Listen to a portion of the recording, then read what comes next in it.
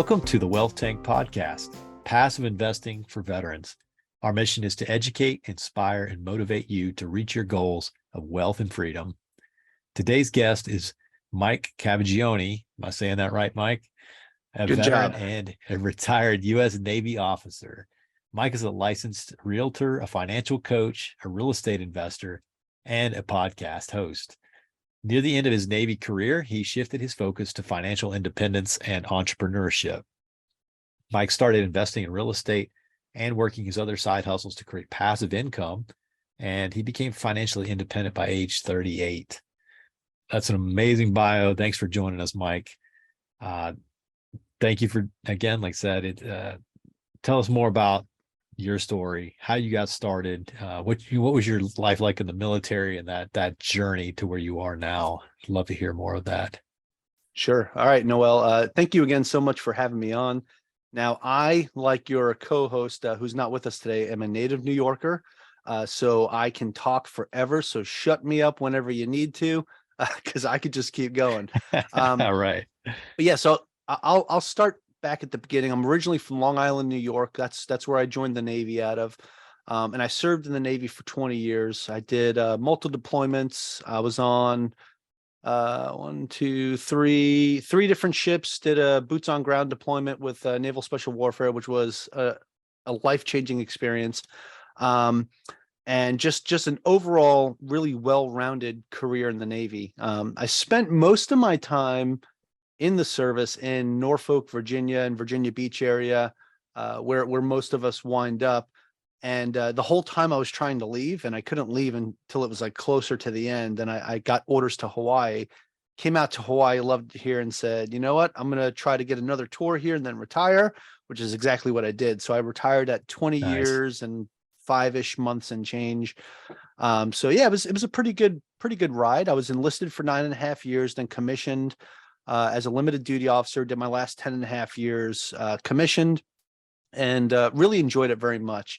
So I first got into real estate actually at a much younger age, but I just didn't really do anything about it, right? So my uncle taught me about real estate. He talked to me about it when I was really young, in the Navy still.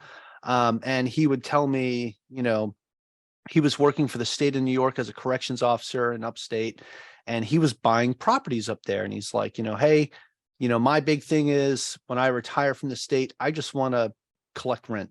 It's like, that's what I want to do. And well, guess what? He's retired from the state, and that's what he does. He collects rent, and he loves it. Most of his properties are paid off, and whenever he needs something, he'll either do a cash out refinance or sell a property if he has to. And he's in a pretty good spot, you know. And I was like, man, that is really cool. That's something I'm very interested in myself. So I became an accidental landlord in I would say 2008-ish, 2009-ish, right? I bought my first property in 2007. It was my primary residence.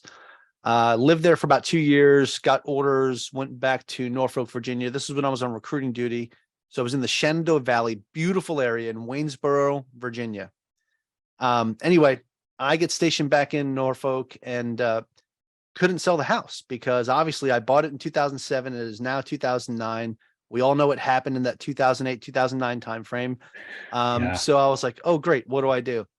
It was on the market for about a year before I just decided to pull it off and find a renter. Very hard to find a renter. Had another recruiter buddy of mine that was looking to move into a bigger place. And I said, hey, move into my place. It's a 4-bedroom. You know, it'll be much better for your family. I knew I was going to eat a loss no matter what. So I was losing almost $400 a month with my buddy renting it for me versus what my mortgage payment was. So that kind of really hurt a lot. Yeah. Fast forward to 2012, I wound up short selling that property because the value just never came back. So I bought it in 2007 for $250,000. I sold it in 2012 for $157,000. So Oh, wow. really, really sucked, and had to eat that debt, right? Now, I thought I lost my VA eligibility because of that, right? Because, you know, the VA covers so much of it, so much of the loss. Well, I was very lucky because when we got out here to Hawaii, we said, hey, we want to buy a house And I'll just give you a little bit of backstory there. What we did before we came to Hawaii is we focused on getting rid of all of our consumer debt, credit cards, personal loans, everything. We paid all that off and we saved up to $40,000. We get out here to Hawaii, we buy our home, and well, we were buying our home and called the VA hit us up and said, hey, your record's flagged. Like, I'll stop right now. Okay. Turns out, our record was flagged because of the short sale. And we were really lucky because the lender that we had originally filed the paperwork on the 181st day. It has to be done within 180 days. So Oh, the wow. VA looked at that and said, well, they didn't do what they were supposed to do on time. Here's your certificate of eligibility. You're good to go. And I was like, Nice. woo. Skin of the teeth. Yeah. So we got out here to Hawaii, bought our house, and that bug was still itching. I was like, man, I really want to look at real estate again. I was talking to a buddy of mine that was stationed out here with me. We were previously on the Theodore Roosevelt together, and at the time I think he had like 27 or 28 doors. And he's like, yeah, Mike, come over for lunch, bring your wife. Let's talk this out. Because the big thing was selling my wife on this, because she was still really upset about what happened last time we had a renter and how that went down. So I found a couple duplexes back in Chesapeake, Virginia. I brought that stuff with us when we went over there and said, hey, look, here's some of the deals that I found. This is what the numbers look like. Did I do this right? All that good stuff. And 2 out of like the 5 of them were like actually pretty good deals. He's like, hey, these 2 are really good, roll, flip a coin or get them both. So I said, okay. So we wound up picking one. We bought this duplex, and this was like in November 2009 when we were looking at all this. We didn't actually close on the property until February 5th, 2020. Right now, what happened the very next month? Right, COVID. COVID lockdowns. Yeah. Somebody's telling us that real estate's just not for us, but we persevered. We pushed through. I had my upstairs tenant couldn't pay rent. Downstairs tenant was Section 8, which was covering most of the cost, which worked out, right? So we weren't like completely dying this time. So we I wound up not getting paid from my one tenant for about 7 or 8 months out of the year. But I did find a repayment program that they had, a rental repayment program, got him enrolled in that. And they actually back paid me all the rent and the late fees. And we wound up cash flowing on that property $950 a month. That's amazing. Now, throughout this process, I'm going to a bunch of real estate meetups. I'm meeting people. Now at this point, they're all on Zoom. So I'm sitting through a lot of Zoom seminars. And I started going to this one on multifamily. And I was really paying attention to what these guys were saying. And I was like, I really like this because I'm still active duty. It's hard for me to really be active. Like, this property that I had back in Chesapeake is kicking my butt. Every time there's something wrong, I'm doing everything sight unseen. We're not allowed to fly off the island because of COVID. So I can't even go over there to look at this. I've never even seen or touched this property. And here it was, I owned it and I couldn't do anything about it. So I wound up selling that property for a profit now, a year later, and got into my first real estate syndication as a limited partner with this group that I really came to know and trust, because actually a couple of the guys in there were veterans, right? Or actually they were still active duty at the time, and they were just crushing it. And I said, man, I'm really digging this. So got involved with them. And then I wound up getting into 2 more shortly after that. And I quickly realized that this is pretty cool. Like that next year when I got my K1s and I went to go file my taxes, and I said, oh, look at this huge loss I get to claim. Like, that was awesome. Significant. And I think that's a side of it that a lot of people don't see, that LPs, that a lot of people don't realize that LPs get to benefit from, is you get the benefit of actually being a owner of that real estate. And a lot of people don't realize that. So anyway, I know I'm long-winded, but that was my journey into getting into real estate. I'll catch my breath now.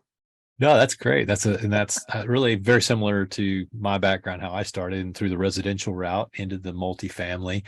And that's how a lot of people do start out. They think that, okay, I have to start with something small and build up, which is not always the case, but it is sometimes the easiest route. Absolutely. So as you developed this your platform, or your strategy of investing and financial coaching and that sort of thing. What, out of what you're doing right now, what gets you motivated to wake up in the morning? Why is it? What is your big why? Honestly, it's to create generational wealth for my family, to give my kids a better life than I had. I pretty much didn't have a choice. Like I had to join the military and get out of New York, or I was going to be stuck there and and Yeah. probably not doing anything good, right? And I didn't do the best in high school. So, getting into a good college was out of the question. So if anything, I would have gone to community college for a little bit. And knowing me, I probably would have gotten into the wrong crowd and it probably wouldn't have worked out.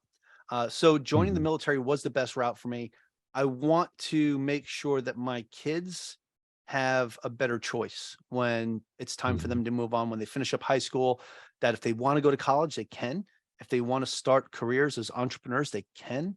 I have the tools to help them get started, right? So that is my biggest Yeah. why, is to give them the best possible future that I can provide for them. Yeah. That's absolutely amazing. That's,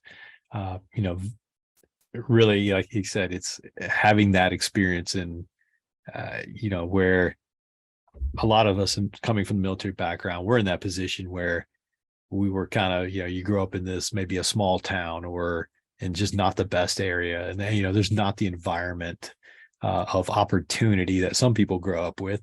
So you find a way out by joining the military, and that's your step into at least a better opportunity in life. And then for you to be able to take that and run with it and make it something even better. That's just phenomenal. It's a great story. I love it. So, and then, as uh, as you've been doing this, I'm sure you've talked to a lot of veterans, and what advice do you give them? So if they're about to transition from the military, or maybe they recently transitioned, what advice do you give to them for their, financially, or if they're looking to also build that passive income and that generational wealth, like you're saying?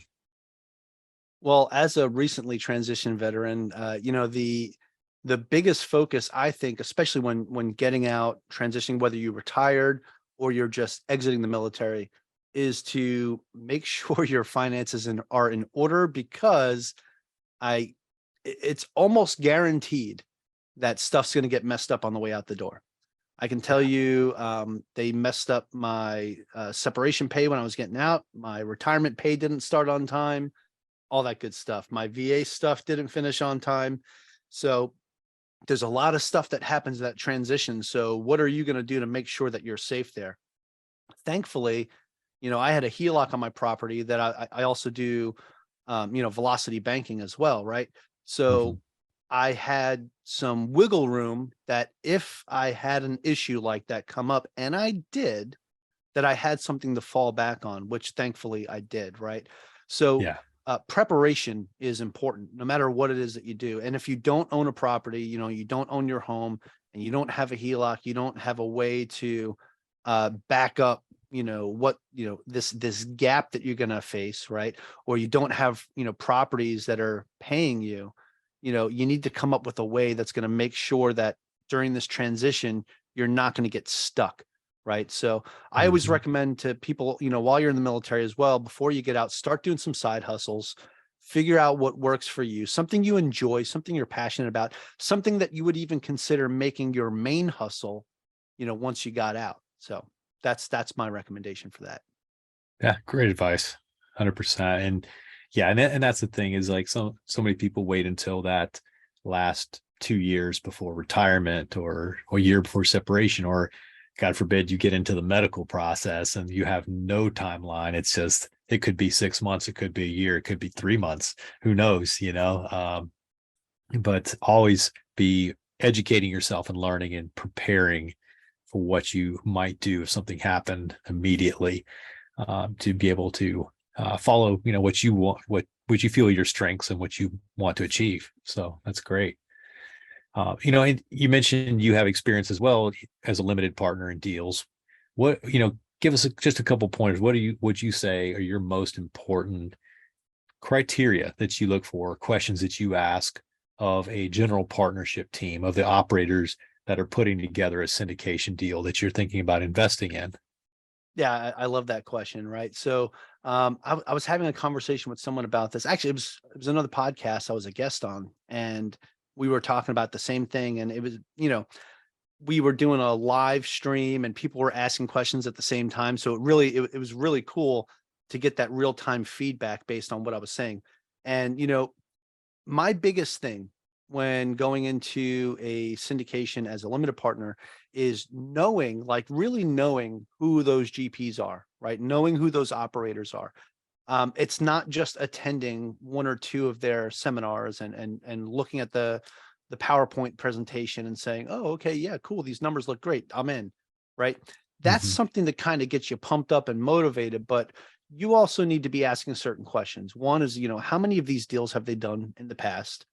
Have they ever had to do a capital call in the past, right? And for those of you that don't know what a Mhm. capital call is, that's where that group needs to ask for more money because they either fudged up the numbers or something happened. Like it happens, right? It's not always a bad thing. Like one of the deals I'm in right now, we had an issue where we ran into that whole lumber shortage, right? Shortly Oh yeah. after we started renovations on that project, we had the lumber issue, the price of lumber shot up, then we had the supply chain issues. So that project started off a lot slower. Thankfully, they had enough in reserves that they didn't have to do a capital call because they planned for something like that just in case. So really getting to know those operators, knowing how they think, how they plan is huge to, for your Yeah. own personal comfort level as well. The other piece of it too is when they show you a slide deck on, a presentation on a property, guess all that information that's in there um, is great. But the biggest piece of information that's in there is the name and the address of the property. Go look it up yourself. Maybe go Yeah. call some people that are managing other similar properties in the area, ask them what the rents look like, right? You don't want to just go off the slide deck. Okay. You want to see that this is a true value add. And this is actually advice I got from another syndicator as I was getting into my first one myself. I asked her, I said, hey, what do you do to make sure that this is a good deal yourself? And that's what she told me. She said, yeah, I call around to some of the other units out there and just ask the property managers, hey, what is the average rent for this? What does the vacancy look like? Those kind of questions, right? And it gives you a good Yeah. idea for the area itself. The other thing too is look up what the job growth in that area looks like. Look up what the Mhm. job diversity, the corporate diversity in that area looks like. That you don't want just one industry there, right? If it's Yeah. military, it's probably pretty safe, right? But we have seen that whole thing with BRAC back in the early 2000s where bases were getting shut down as we were downsizing in certain areas. That can happen. So that's not always 100% bet, right? Yeah. So you want to look That's a for risk. diversity in the corporations as well. So those are Yeah. probably the biggest things you need to look at. Yeah. Absolutely. That's really good advice. So, I mean, look at it uh, from the same view and the same lens that those operators are looking at it from. You should be looking at it the same exact way. yeah, absolutely. And we as our team as operators, we really promote that for our investors. We want to educate and ensure that they are thinking through the same or seeing through the same lens that we are, asking the same questions that we do when we do our market research and our deal due diligence and whatnot. So that's definitely important. So we'll kind of change the gears here a little bit, and this is kind of digging into some maybe a message or a theme that you think is very important to you and to society. But if you could have a gigantic billboard anywhere that could reach millions, maybe even billions of people, what would it say and why? The most important thing to do is take action. That's what it would say. Take action. Yeah, 100%. yeah, I like it. Yeah, that's true. Like you can plan all day, you can run numbers all day, No, but listen. So I have this thing that I talk about with other people. I call it my 4 pillars to building wealth, right? The first one is education. And we touched on this a little bit with what we were talking about, right? Learning, taking courses, whatever it is, whatever particular thing you want to get into, learn about it first. Read books, educate yourself. The second piece is mentorship and coaching. You don't necessarily Yeah. have to have a coach, but you better get a mentor. Okay. You better have somebody that Yeah. tells you like, hey, maybe reconsider what you do, or, somebody that you can go to that you can confide in and say, hey, does this look like a good deal to you? Right. If you're just not sure, right. Have a mentor. A coach is great too. And here's the difference between the two. A mentor is going to be the person that you can go confide in, like I said, right? The coach is going to be the person that kicks you in your butt and says, hey, don't be an idiot. Go do something, go do this, go do that, take care of what you got to take care of, right? They're going to be the person that Mhm. pushes you.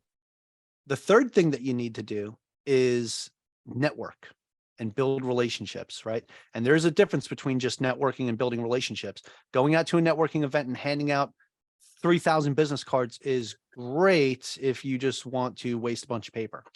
Yeah. What I always tell people to do is go to a meetup, meet 2 to 5 people at a meetup or a conference. If it's depending on the size of it, right? If it's a large conference, try to meet up to 5 people, but really exchange contact information and really stay in touch with them. Even put them in your CRM database. If they have, a kid that's doing whatever, pay attention to that. Like, oh, my son Timmy's in a soccer tournament next week, and they're going to states, and we're looking forward to it. Blah blah blah. Call them in 2 weeks and be like, hey, how did Timmy do last week? Did you guys win? Are you guys going to states? Did you make it? Yeah. You That's do it. something like that, they're going to remember you, right? And when a Mhm. good deal comes up that gets thrown in front of them and they're getting involved in something, who's the first person they're going to think to call? Hey man, this person really remembered me and paid attention to me at that meetup, and I think they're overall a good person. Let me see if they want in on this deal, right? So Yeah. building relationships is super important, right? But the fourth pillar, which is the most important one, of them all, is what I said on that billboard: action. Take action. Because if you don't take action, those other 3 pillars don't mean squat. You can educate yourself all day. You can talk to mentors and coaches all day. You can network all day, right? It doesn't mean anything if you don't take action. Yeah. That's it. Yeah. I think we've all seen it where people attend all kinds of seminars, they buy all kinds of books, and they'll do all these things, but never actually go out and take the action. And they'll sit there for years in this analysis paralysis, and sometimes it's hard to, when you're starting out, that's very common. But like you said, having that coach or the accountability partners, they help get you out of your head and, really push you to take that action. That's great. 100%. Nice. So, I know you talked a little bit about, a couple, I guess you could almost call them failures, but hardships that you experienced with some of your early real estate investments. But, what would you say is probably one of the, we could say failures. I tend to want to call them more lessons or seminars because we always learn something from every one of them. What is one of your favorites that you probably, I'd say, that you learned the most from that has later set you up for success? Uh, you know, First, I just want to preface this with, when I think of failure, I think of, steps, a stairway, right? Going up all the way up to the top of success, right? And you always hear that saying where you hear people say, fail forward, right? And if you fail forward, you're going to fail forward onto those steps, right? Which means it's Mhm. going to help push you continue going the right direction. If you fail backwards, you're going the wrong way. You're going to fall off the, the steps, right? So I just want to Yes. preface it with that. Now, with that being said, I always look back at what happened to me between that 2007 to 2012 timeframe with the first property that I said, this is going to be it. This is going to be my start into real estate with my primary residence. I was a young E5, 22, just turned 23 years old. And I was like, this is going to be the start of my legacy. And man, I look back at that and I realize how much I let that hold me back because I waited years to get back into real estate again because the debt that it caused and everything else that it caused, like it took me years to pay that Mhm. off, right? And to get to the point where I was debt free and I can go and buy another property again. So I didn't let it necessarily shut me down, but I let it slow me down, right? And instead of, completely stopping, I just started to trudge through, and eventually was able to get past that. I just feel like I could have, I could have done it faster if I would have realized that I wasn't, it wasn't something that should completely stop me from getting back into real estate, right? I wound up going back to Norfolk, Virginia, living in base housing or renting because I felt like I couldn't qualify to buy a home, or I felt like there was just too much debt and everything. There was always a way that I could have got back into real estate. I could have house hacked, right? At the time, we did have, very small children, but I was like, there was ways to make that work. I just didn't really know them at the time. And if I would have known that, I probably would have went that direction. But that's okay. I believe everything happens for a reason. Kept pushing forward. So I would say the biggest takeaway that I learned from this was not to let something that significant completely stop you from pursuing what you want to pursue. It took me a lot longer to get to where I wanted to get to, but I didn't stop. I eventually got back on track and persevered through, so that the next time it happened in, 2020, when, we had this pandemic and I had this property, and now I got a tenant that can't pay rent. And it's like, oh my goodness, what's going to happen? I was going to let all my hair fall out. No, it's already all gone. Right.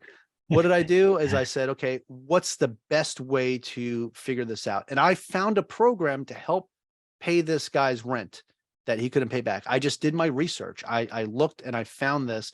I even filled out all the paperwork for him, sent it to him and said, hey man, just sign it and turn it into the office. And even that was pulling teeth. It took 2 weeks to get this guy to sign this and bring it to the office. Even though I told him, like, this is going to stop you from getting evicted, because guess what? Once this eviction moratorium's up, buddy, you're out. Like, you haven't paid me rent in 7 months. You're gone. Right.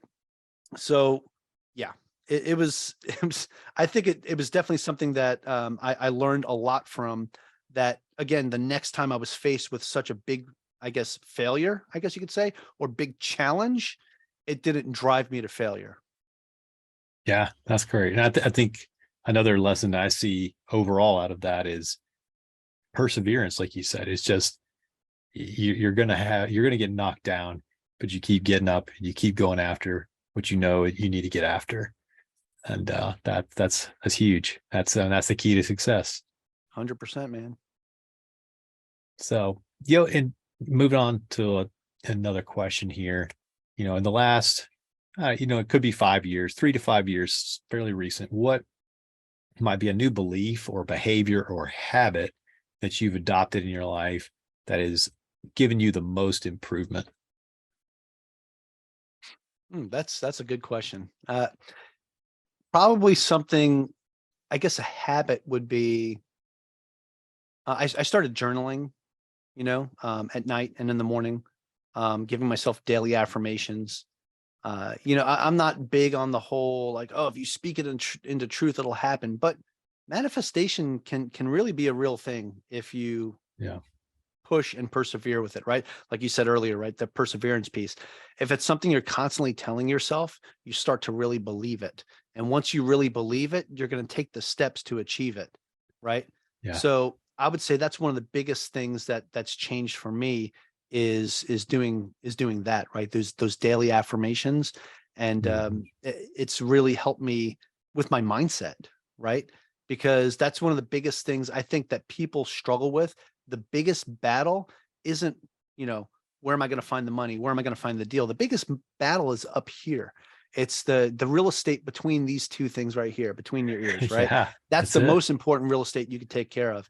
And by doing something that's going to reaffirm what your goals are, and then learning, right, as you go along, and then taking action, that's going to help you no matter what. So those are the things that I think really helped me, that changed for me over the last couple of years, is giving myself these daily affirmations. That's great. No, appreciate you sharing that. That's good stuff. So, and as we're getting down to the end of our time, really want to thank you for joining us. Really appreciate your time and the value you've provided to our listener. What could you, if a listener wants to contact you, what is the best way that they can reach you? Sure. Yeah, it's pretty easy. All my links are on my personal website. It's just mikecavaggioni.com or themikecav.com. It'll redirect you there. It's easier, right? 'Cause my name's not the easiest to spell, but I've got a link there that has a link to all my social media, my website, Average Joe Finances, my podcast, Average Joe Finances podcast, all that good stuff. My coaching services. Yeah, everything's there. Everything that I'm working on, including a new business I just started up out here doing inflatable nightclubs in Hawaii. There's links to all that there. You can check it out and see what I'm all about. Awesome. Great stuff. No, and we really appreciate this. I know our listeners have gotten great value out of this. I've gotten great value out of this. And, we want to thank you, our listener, for taking the time to listen to the Wealth Tank podcast. And if you'd like to learn more about investing in multifamily real estate, you can download our free passive investing guide on our website, jcoreinvestments.com, JCORE investments.com. We're also on LinkedIn, Facebook, and Instagram.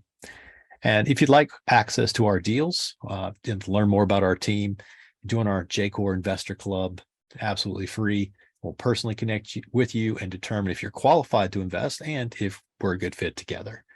If you found value from this podcast today with Mike Cavaggioni, please leave us a 5-star rating and review, and shoot him a message and tell him how much you enjoyed it as well. Be sure to share with a friend, and we'll go ahead and close out today. And in the spirit of our friendly military rivalries, go Army, beat Navy. Oh, there it is.